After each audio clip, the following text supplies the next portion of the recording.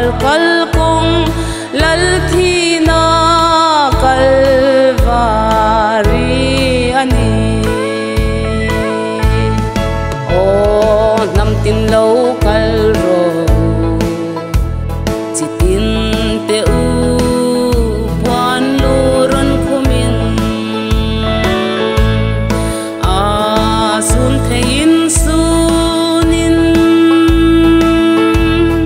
tuar pui ro se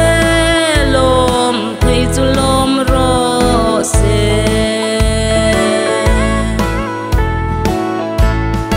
mana zol nei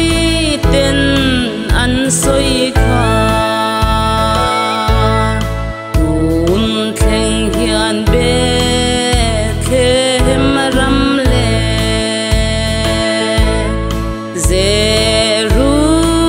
Jerusalem boy na di chu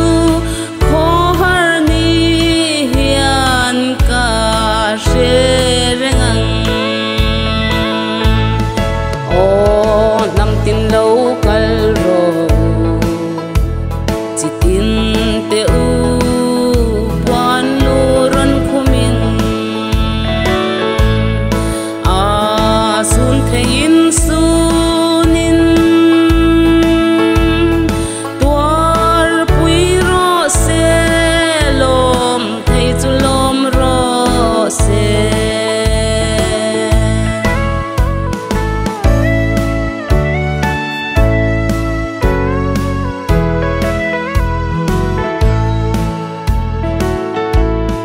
chan dam tu